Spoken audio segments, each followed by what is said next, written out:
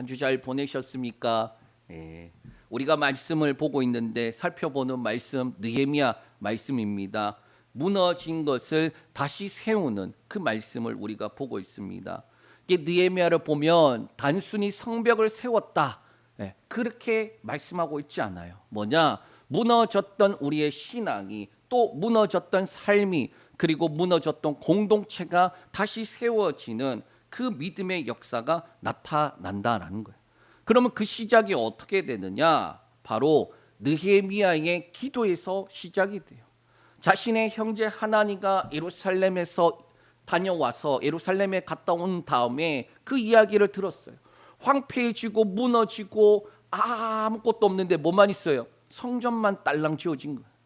그러니까 성전이 세워지면 모든 것들이 다 이제 회복되겠거니 생각했는데, 그런데 그게 아니라 성전은 세워졌는데 그들의 삶의 모습은 여전히 똑같이 고통 가운데 있는 모습. 그것을 통하여서 느헤미야가 하나님 앞에 애통하며 기도를 합니다. 그랬더니 하나님이 뭐라고 하느냐? 그래, 그럼 네가 가라.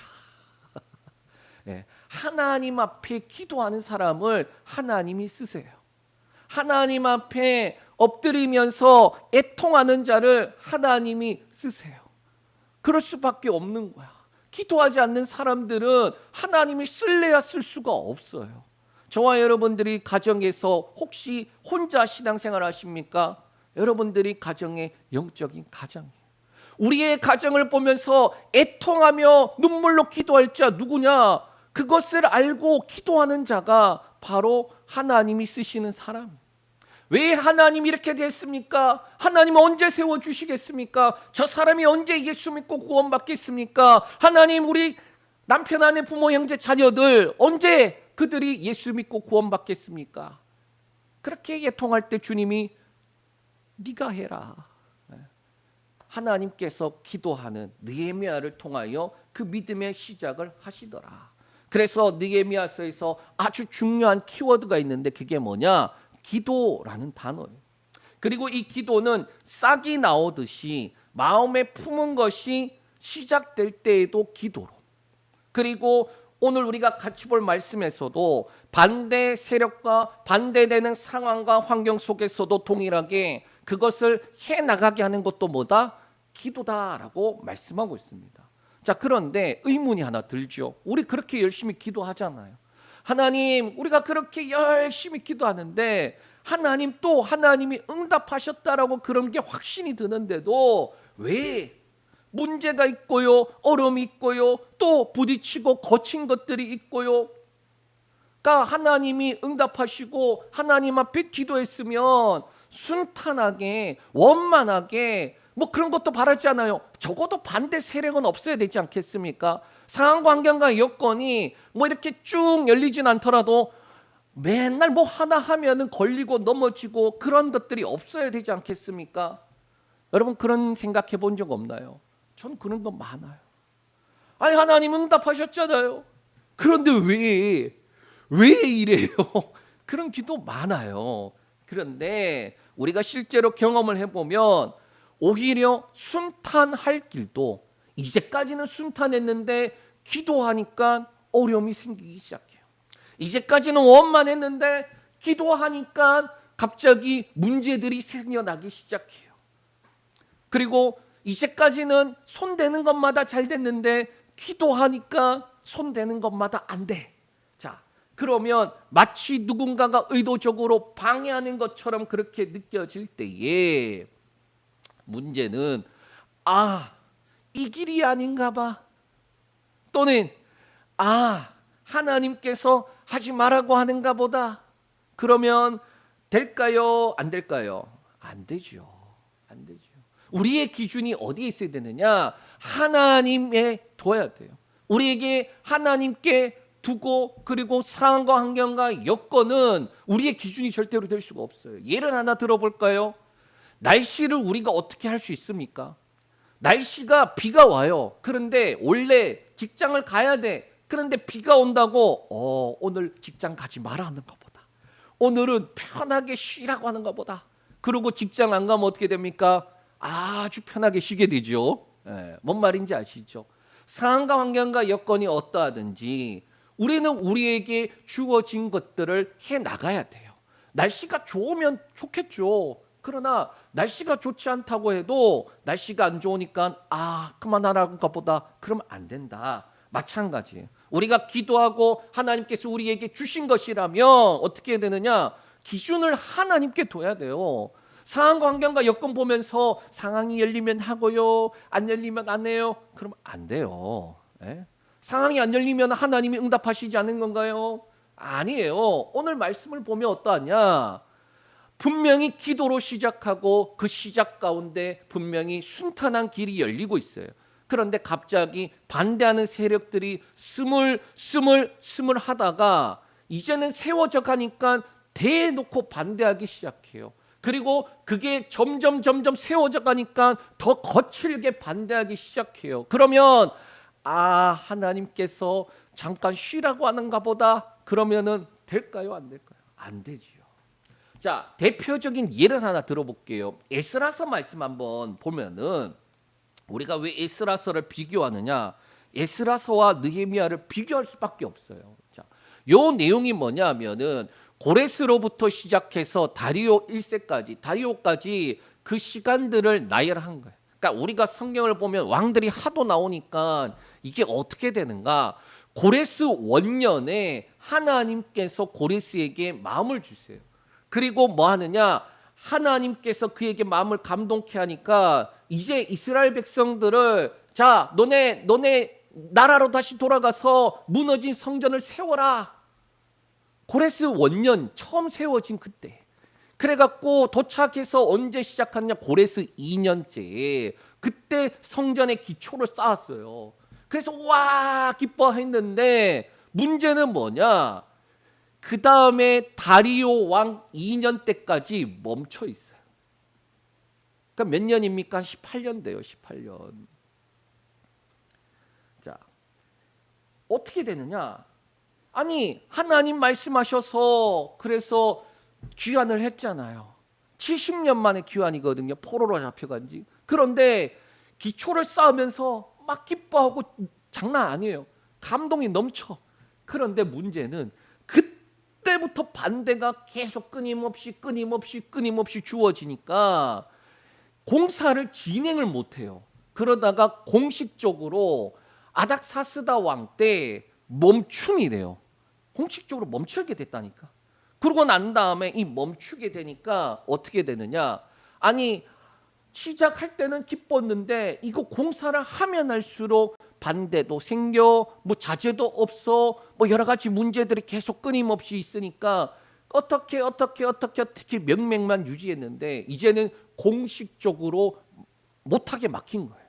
자, 그러할 때 이게 이스라엘 백성들이 어떠한 모습이었느냐? 학개서 1장 2절 말씀 한번 볼게요. 넘어가 버렸네. 자, 학개서 2장 1절 없으니 제가 읽을게요. 만군의 여호와가 이같이 말하여 이르노나 이 백성이 말하기를 여호와의 전을 건축할 시기가 이르지 아니하였다 하였느니라. 아니 하나님께서 포로를 귀환시켰잖아요. 그리고 난 다음에 그에게 어떻게 하느냐? 하나님께서 이제 성전을 재건할 수 있도록 했는데 그들이 방해가 있고 또 방해가 있고 또 방해가 있고 그러니까 뭐라고 말합니까? 지금 하나님의 전을 건축할 시기가 이르지 않았습니다. 그러니까 쉽게 말하면 때가 아닌 것 같아요. 자, 그런데 유대 사람들 반대 앞에 멈춰버렸지만 유대 사람들은 하나님께서 학개와 스가랴를 통하여서 다시 말씀을 주시고 시작하게 하세요. 그래서 그제서야 진행이 되는 거예요. 성전의 기초를 놓고 18년 만에 그들이 다시금 하나님 앞에 우리가 성전을 세우자 그래갖고 그 기초를 세워갖고 진행하게 된 것이 바로 성전의 재건이에요. 자, 느헤미야로 올게요. 느헤미야 시대 때 같은 반대가 일어납니다. 그런데 느헤미야는 좀 다른 행동으로 반응을 해요. 그래서 첫 번째는 뭐냐? 같은 반대가 있지만 다른 반응이에요. 에스라서에서는 불행하게도 반대를 마주하니까 반대와 어려움을 마주하니까 그들이 멈춰버렸거든요. 그런데 이 느헤미야 때는 성벽을 재건하다가 반대를 마주하니까 어떻게 하느냐? 기도하기 시작해요. 자, 느헤미야도 마찬가지로 성벽을 세워가고 있습니다. 반대하는 세력이 나오는데 그 세력의 이름이 산발락과 도비아가 있다라고 말합니다. 우리 1절에서 3절까지 말씀. 자, 오늘 이렇게 말씀이 다 어디로 사라졌나? 예, 제가 읽어드릴게요. 보니까 1절 찾았어요. 자, 1절에 3절 같이 읽습니다. 산발랏이 우리가 성을 건축한다 함을 듣고 크게 분노하여 유다 사람들을 비웃으며 자기 형제들과 사마리아 군대 앞에서 일러 말하되 이 미약한 유대 사람들아 하나님 일이 무엇인가? 스스로 경고하려 하려는가? 제사를 드리려는가? 하루의 일을 마치려는가? 불탄 돌을 흙무더기에서 다시 일으키려 하는가 하고 암몬 사람 도비아는 곁에 있다가 이르되 그들이 건축하는 돌 성벽은 여호가 올라가도 곧 무너지리라 하더라. 자, 이 반대하는 세력이 뭐라고 말하느냐? 이 산발랏은 사마리아 성의 행정관, 그리고 이 도비아는 암몬 지역의 관리. 자, 그들이 분노와 비웃음을 가지고 조롱을 합니다. 자, 어떻게 조롱하느냐? 야, 너네 뭐 하려고 그거 하니? 그거 해서 되겠니?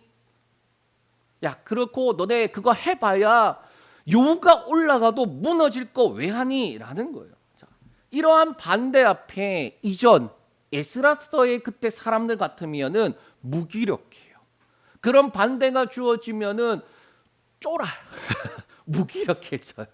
그런데 이번에 어떻게 되느냐? 우리 4절에서 6절 말씀 읽겠습니다. 우리 하나님이여 들으시옵소서. 우리가 업심여김을 당하나이다. 원하건대 그들이 욕하는 것을 자기들의 머리에 돌리사 노략거리가 되어 이방에 사로잡히게 하시고 주 앞에서 그들의 악을 덮어주지 마시며 그들의 죄를 더 말하지 마옵소서. 그들이 건축하는 자 앞에서 주를 노하시게 하였음이니이다 하고 이에 우리가 성을 건축하여 전부가 연결되고 높이가 절반에 이르렀으니 이는 백성이 마음 들여 일을 하였음이니이다. 아멘. 자, 4절에서 5절에 보니까 느헤미야가 기도를 해요. 그러니까 그런 반대와 비난과 조롱이 주어질 때에 쪼는 게 아니라 멈추는 게 아니라 하나님 앞에 기도를 해요. 하나님 보시옵소서. 저들을 보시옵소서. 그리고 하나님 기억하여 주시옵소서. 그렇게 말하는 거예요. 그랬더니 백성들이 어떻게 됩니까? 백성들도 다시 마음을 들여서 힘을 내어 그 일을 해내는 거예요. 자, 문제가 생기고 어려움이 생겨요. 그런데 그 문제 앞에서 기도하지 않으면 어떻게 됩니까? 기도하지 않으면 기도할 힘이 내게 없는 거예요. 불행하게도 내가 정말로 얼마나 성장한 사람인가 성숙한 사람인가는 문제 앞에서 우리의 모습이에요. 문제 앞에서 내가 기도 못하고 있다 그러면 아, 하나님 정말 제가 이렇게 작은 자예요. 연약한 자예요. 그런데 문제가 주어졌다 그러면 기도해야지. 기도하면 하나님이 해결하신다. 그 마음이 있으면은 아, 이제는 조금 성장했구나. 그렇게 볼 수 있는 거예요. 백성들이 그 기도 앞에서 함께 일을 시작합니다. 그랬더니 절반 정도 세워졌다라고 말하고 있어요. 자, 왜 에스라서에 있는 그 백성들과 시간이 물론 지났지만 느헤미야 때 이 백성들이 다를까요? 뭐가 다르게 만들었을까? 예, 지도자들로 달랐겠죠. 또 여러 가지 상황들도 달랐겠죠. 하지만 가장 큰 차이가 뭐냐? 기도라는 거예요. 기도. 성전 재건할 때에는 영적인 기초만 놓는 시기였어요. 쉽게 말하면 믿음이 이제 시작하는 단계. 개인의 신앙을 겨우 세우는 때인데 이제 느헤미야의 이 성전 중수할 때는 영적인 성장과 개인에서 공동체가 넘어가면서 세워지는 거예요. 여러분, 우리가 왜 신앙생활을 할 때에 교회에 나와서 함께 예배하고 함께 교제하고 함께 세워가야 될까요? 물론 혼자 있지만은 내가 예수 그리스도를 믿어서 하나님의 자녀가 되었습니다. 신앙 고백하고 그렇게 한다고 해서 천국 갈 사람이 지옥 간다고 생각하지 않아요. 그런 문제가 아니라 문제를 마주치면은 혼자가 연약하기 때문에 그 앞에서 기도조차 못하고 멈춤 상태가 되기 때문에 여러분 우리는 예수 그리스도 안에서 태어났다면 건강하게 자라가야 돼요. 넘어지고 깨지고 할 수 있겠지만은 계속 자라가야 돼요. 그렇게 자라가면 어떻게 되느냐? 공동체가 필요함을 느끼게 되는 거예요.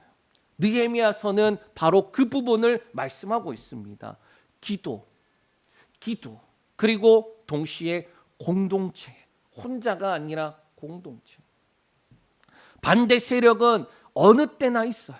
우리의 삶 가운데 문제가 해결되고 나면 문제가 더 이상 없을 것처럼 기대하지만 해결되고 나면 또 다른 문제가 와요.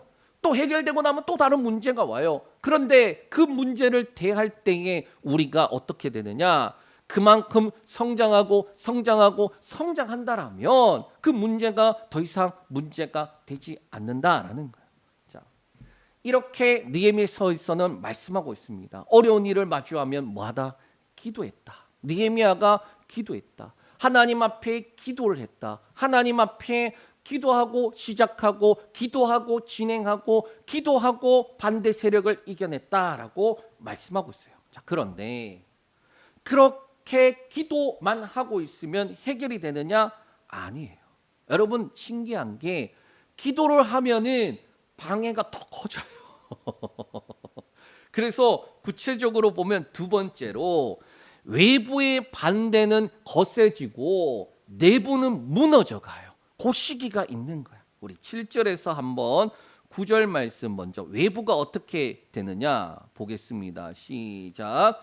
산발락과 도비아와 아라비아 사람들과 암몬 사람들이 아수도 사람들이 예루살렘 성을 중수되어 그 허물은 짐 틈을 메꾸어져 간다함을 듣고 심히 분노하여 다 함께 깨야기를 예루살렘으로 가서 치고 그것을 요란하게 하자 하기로 우리가 우리 하나님께 기도하여 그들로 말미암아 파수꾼을 두어 주야로 방비하는데, 자, 기도하고 우리가 그 일들을 이겨내자 하니까 백성들도 한 마음이 되었단 말이에요. 그래서 중수하는 게 절반 정도 채워지니까 산발랏, 도비아, 아라비아 사람들, 암몬 사람들, 아수도 사람들이 모여서 연합을 해버려요. 자, 요 사람들이 어떻게 되느냐? 이 유다, 이스라엘을 두고 주변에 있는 모든 나라들이 연합을 해서 방해하겠다라고 하는 거예요. 지금 포위가 된 상태. 그리고 아까는 분노했는데 이번엔 어떻게 됩니까? 심히 분노했대요. 세워져 가니까, 방해하는데도 세워져 가니까 더 외부에서는 거세게 분노해서 심히 분노하는 거예요. 자, 그랬더니 어떻게 하느냐? 느헤미야가 우리가 하나님 앞에 또 기도하여 또 우리가 하나님 앞에 간구하고 나아가는데 어떻게 하느냐? 실질적으로 기도만 하는 게 아니라 파수꾼을 두고 방비를 해요. 사방에서 둘러치고 그러한 문제들을 선포하면서 전쟁하자고 그렇게 하는 이들을 느헤미야는 먼저 기도만 하고 끝나는 게 아니라 감시자들을 두고 즉시 전쟁에 대비를 합니다. 자, 그런데 그러한 것들까지도 좋아요. 문제는 내부적으로 흔들리는 이들이 나타나더라라는 거예요. 외부가 거세면 사실은 내부는 더 튼튼해지거든요. 그런데 내부에서도 흔들리는 일이 나타나기 시작해요. 우리 10절에서 12절 말씀 읽겠습니다. 유다 사람들은 이르기를 흙 무더기가 아직도 많거늘 짐 나르는 자의 힘이 다 빠졌으니 우리가 성을 건축하지 못하리라 하고 우리의 원수들은 이르기를 그들이 알지 못하고 보지 못하는 사이에 우리가 그들 가운데 달려 들어가서 살육하여 역사를 그치게 하리라 하고 그 원수들의 근처에 거주하는 유다 사람들도 그 각처에서 와서 10번이나 우리에게 말하기를 너희가 우리에게로 와야 하리라 하기로.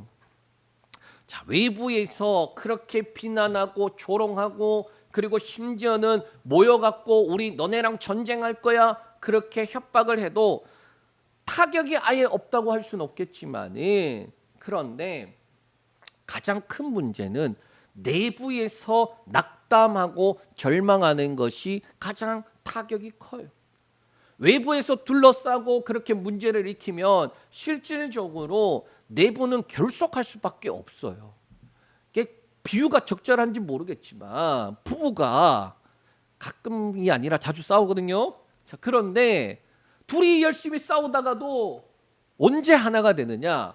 바깥에 문제가 생기면은 희한하게 하나가 돼요. 둘이 열심히 싸우더라도 자식이 문제가 생기잖아요. 그러면 희한하게 하나가 돼요. 그게 신기하더라고요. 외부의 문제는 사실은 보이는 문제예요. 그런데 이 내부의 문제는 보이지 않는 문제. 여러분 삶 가운데서 차라리 보이는 문제는 보이니까 대비를 할 수 있는데 이 안에 있는 문제들은 대비하기가 참 어려워요. 파악도 안 되고. 그런데 왜 안 되는지 모르니까 안 되나 보다 포기해버린단 말이에요. 여기서도 보면 이렇게 됩니다. 내부에서 낙담해요. 내부에서 낙담하기 시작해요. 이 내부의 문제가 첫 번째 단계가 낙담인데 10절에 보니까 유다 사람들이 이렇게 말합니다. 흙무더기가 아직도 많은데 집 나르는 자의 힘이 다 빠졌다. 이 말을 조금 쉽게 말하면 이런 거예요. 힘이 너무 드는데 이거 계속 해야 되나? 할 수 있을까? 그만두는 게 낫지 않을까까지 간 거예요. 피로가 누적되고 육체적으로 바닥난 상태.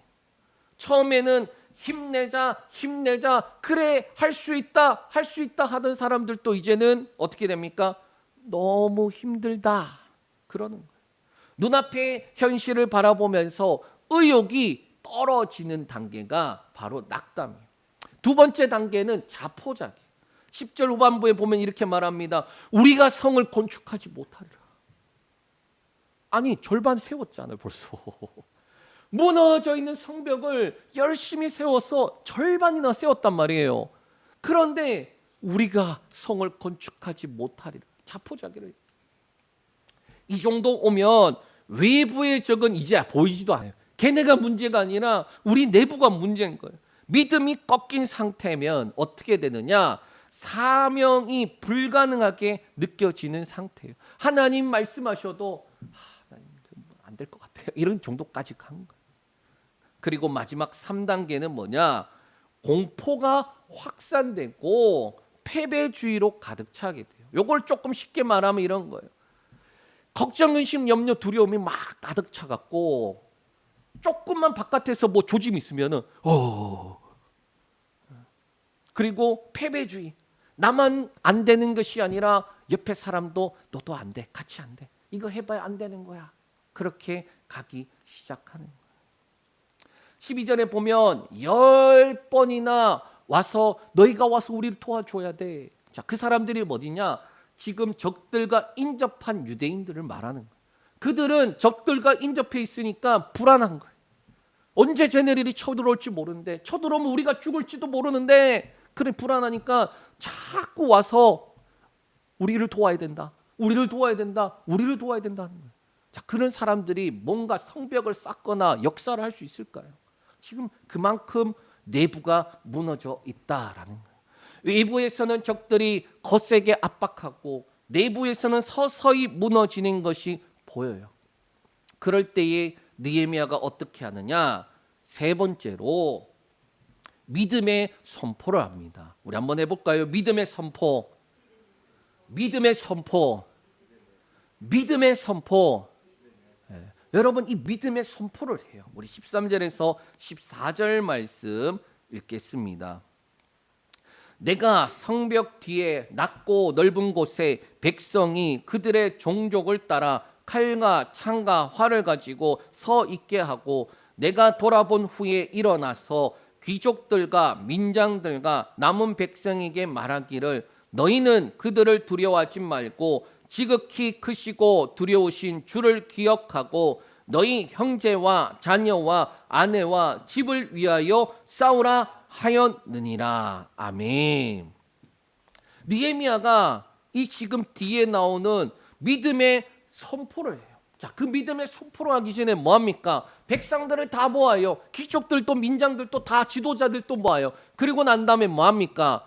갑옷도 입히고 옷도 입혀서 다 병기를 들고 다 모아놓고 자, 너네 줄 맞춰서 세워놔요. 이것만 보면 우리가 무슨 생각이 드느냐? 아, 느헤미야가 참다가 이제는 싸우려고 하는구나.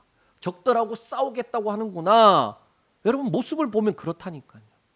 다 자기네들 종족에 맞춰서 세우고 입히고 지도자들을 세워놓고 지금 야 도저히 안 되겠다. 적들을 물리치자. 그러면 전쟁 바로 할 수 있어요. 그런데 느헤미야가 뭐 하느냐? 믿음의 선포를 해요. 믿음의 선포. 누구 들으라고? 아니 적들 앞에 가서 너네 하나님께서 멸하실 거야. 너네 우리 비방하고 조롱했지. 하나님의 역사를 비방했지. 너네 하나님이 벌 주실 거야. 그래야 되지 않나요? 그런데 아니야. 느헤미야는 뭐 하느냐? 함께하는 백성들을 다 세워놓고 그들을 준비시켜 놓고 전쟁 나갈 수 있는데 안 하고 뭐 하느냐? 믿음의 선포를 해요. 두려워하지 말라. 하나님을 기억해라. 그리고 너희가 주의 맡기신 사명을 감당하고 있다라고 선포하는 거예요. 이 세 가지 담겨 있는데 첫 번째 두려움의 근원을 척결하는 거예요. 자, 두려움이 뭐냐? 그 두려움이 뭐냐? 너희 지금 뭐 때문에 두려워하느냐? 그 두려움을 직면시켜 주는 거예요. 그들을 두려워하지 말라. 야, 아니 적들도 적당히 그래야지 우리가 괜찮을 텐데 이 정도는 심하지 않니? 야, 이 정도 우리 못 견디겠는데 그러한 상황일 때에 오히려 그들을 향하여서 정면적으로 너네 그들을 두려워하지 마. 그렇게 선포를 하는 거예요. 실질적으로 적들이 두려움을 주는 게 아니라 너희 내면에 두려움이 있지 않니? 라는 거예요. 적들이 그래서 우리한테 쳐들어왔어? 아니잖아. 그런데 왜 너희가 두려워하니? 그건 적이 두려운 게 아니라 네 안에 두려움이 있는 거야. 두려워하지 마라는 거야. 우리는 삶의 많은 문제들을 마주하죠. 그때마다 어떻게 합니까? 먼저 걱정하잖아요. 먼저 걱정해요. 어떻게 하지? 할 수 있을까? 잘할 수 있을까? 먼저 걱정하고 먼저 염려하고 그러다가 먼저 두려워해요. 신앙생활도 마찬가지죠. 외부의 문제보다 사실은 우리 안에 두려움이 더 큰 문제예요. 여러분들을 주저하게 만드는 것이 무엇인가 한번 보세요. 여러분들이 하나님 앞에 내가 믿음으로 더욱더 한 걸음 나아갈 수 있는데 나아가지 못하게 만드는 게 진짜 환경의 문제인지 상황의 문제인지 여건의 문제인지 아니면 내 안의 문제인지 봐야 돼요. 성경에서는 얼마나 많은 구절이 두려워하지 말라 그렇게 말씀하고 있습니까? 실제로 저는 못 세어봤는데 신구약을 통틀어서 두려워하지 말라 또 놀라지 말라 그런 내용이 365번 나온대요. 왜 365번 나온지 아십니까? 그러면서 뭡니까? 하루에 한 번, 매일 두려워하지 마라. 자, 그럴 때마다 우리 안에 두려움이 올 때마다 믿음의 선포라. 두려워하지 마라. 내 영혼아 두려워하지 마라. 그렇게 선포해야 돼요. 여러분 삶 가운데서 돌아가실 때에 마음에 걱정, 근심, 염려가 들어오면은 두려워하지 마라. 내 영혼아 두려워하지 마라. 하나님이 너와 함께한다. 그렇게 선포하시길 축복합니다. 하나님이 말씀하시는 내용들 보면 이스라엘 백성들 지지리도 못 났어요. 그런데 저도 보니까 지지리 못 났더라고요. 제 이스라엘 백성들 출애굽하는 그 내용들 보면서 옛날엔 그랬거든요. 아니 하나님이 그렇게까지 해줬는데 얘는 뭐야 그랬어요. 그런데 제가 경험을 해보니까 똑같아요. 먹는 거, 또 문제들, 어려움들, 그 속 앞에 먹을 게 없으면 하나님 먹을 게 없어요. 왜 안 주셔요? 그래서 문제들 생기면 하나님 왜 이렇게 생겨요? 하나님 앞에 하나님 도와주세요. 하나님 해결해 주세요라는 기도보다 그 문제 앞에 두려움으로 있는 모습을 보더라라는 거예요. 그래서 그 다음부터는 이스라엘 백성들을 지질이 못났다고 말 못하겠더라고요. 저와 여러분도 마찬가지죠. 그런데 그 하나님이 이스라엘 백성들을 뭐합니까? 하나님의 백성으로 만들어 가잖아요. 저와 여러분은 그 백성하고 비교할 수 없는 하나님의 자녀, 하나님의 그 존귀한 자녀로 만들어 가시는 그 일을 하고 있기에 우리는 두려워할 필요 없어요. 자, 두 번째, 믿음의 선포에서 두 번째 기억해야 될 것, 하나님을 기억하라라고 지금 느헤미야가 말하고 있어요. 지금 사람들의 시선이 어디에 있느냐? 그 외부의 적들, 문제들, 어려움들인데 그걸 이렇게 표현할 수 있어요. 상황과 환경과 여건에 그들의 시선을 두고 있어요. 백성이 잘못된 시선을 두고 있으니까 느헤미야가 그 시선을 바꾸어 주는데 어떻게 바꾸어 주느냐? 상황과 환경과 여건 있지. 그런데 하나님을 기억해라라고 시선을 바꾸는 거예요. 하나님을 기억해라라는 말이 뭐가 있을까요? 하나님이 어떤 분이신지 경험하잖아. 하나님이 이제까지 어떻게 인도하셨는지 경험했잖아. 하나님이 말씀하시고 약속하시고 이루시지 않는 것이 있는지 경험했잖아. 그런데 왜 상황과 환경과 여건을 보면서 너희 시선을 두니? 라는 거예요.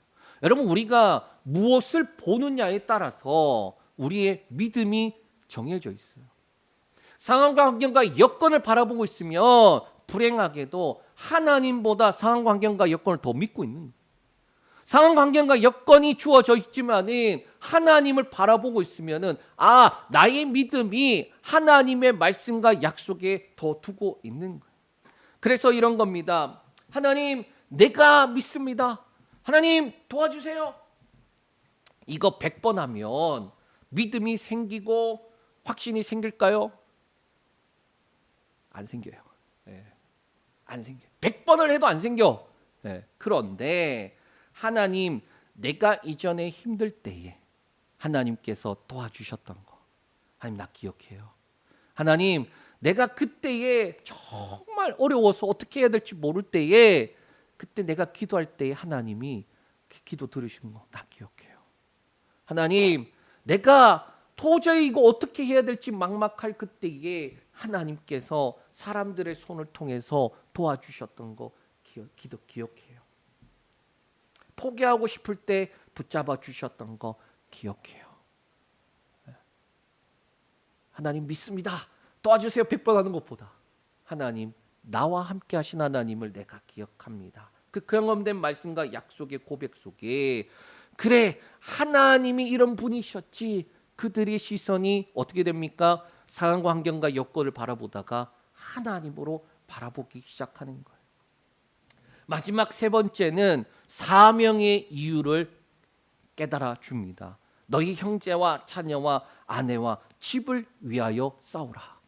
성전이 재건되었잖아요. 그런데 성벽이 무너져 있으니까 자신의 삶도 무너져 있는 거예요.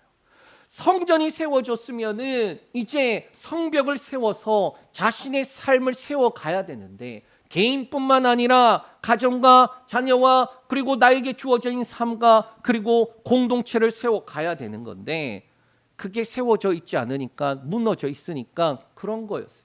왜 너네가 성벽을 세워야 되니? 너희의 신앙생활뿐만 아니라 너희의 가정과 너희가 속한 모든 것들이 하나님 안에서 자라가기 위해서 그런 것 아니니? 라는 거예요. 이거 누가 맡긴 것이니? 하나님이 너희에게 맡기신 것 아니니? 그 사명의 이유를 깨닫게 하는 거예요. 여러분, 내가 무너지면 나만 무너지는 게 아니에요. 여러분의 삶 가운데에 여러분들이 신앙생활을 혼자 하고 계시다면 내가 무너지잖아요. 그럼 우리 가정은 끝나는 거예요. 우리 가정은 끝나는 거예요. 내가 기도하지 않잖아요. 그럼 우리 가정은 끝나는 거예요. 하나님께서 저와 여러분에게 맡기신 그 사명이 있어요. 가장으로서, 믿음의 가장으로서.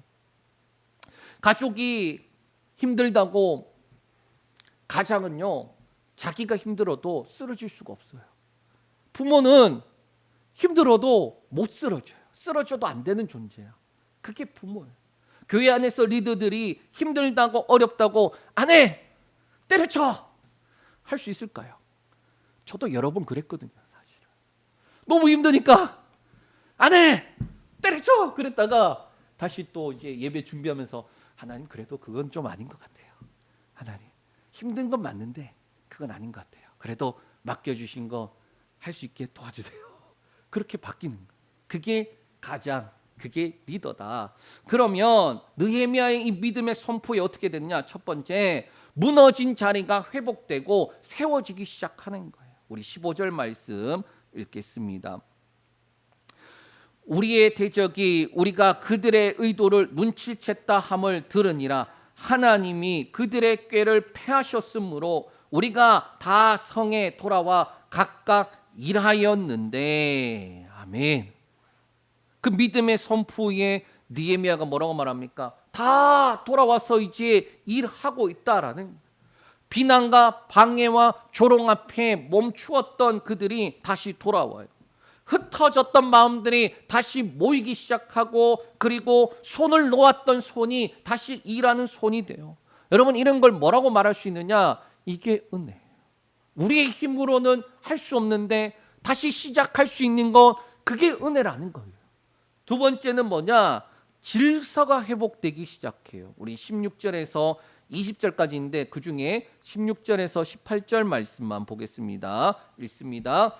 그때로부터 내 수하 사람들의 절반은 일하고 절반은 갑옷을 입고 창과 방패와 활을 가졌고, 민장은 유다 온 족속 뒤에 있었으며 성을 건축하는 자와 짐을 나르는 자는 다 각각 한 손으로 일을 하며 한 손에는 병기를 잡았는데, 건축하는 자는 각각 허리에 칼을 차고 건축하며 나팔 부는 자는 내 곁에 섰느니라. 아멘.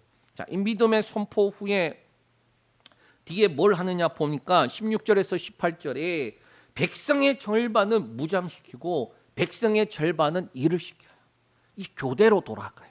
그리고 또 건축하는 사람들의 한 손에는 건축하는 도구, 나머지 한 손에는 병기를 붙잡고 있어요.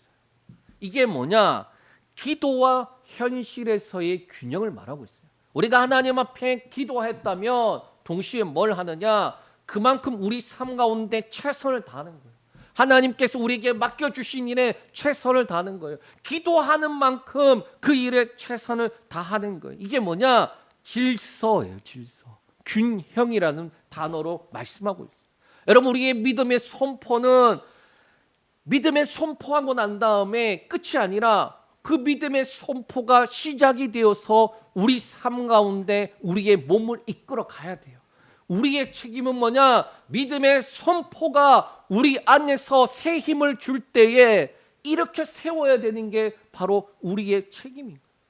세 번째, 해나갈 힘과 하나가 되어져 가는데 우리 21절에서 23절 말씀 읽겠습니다.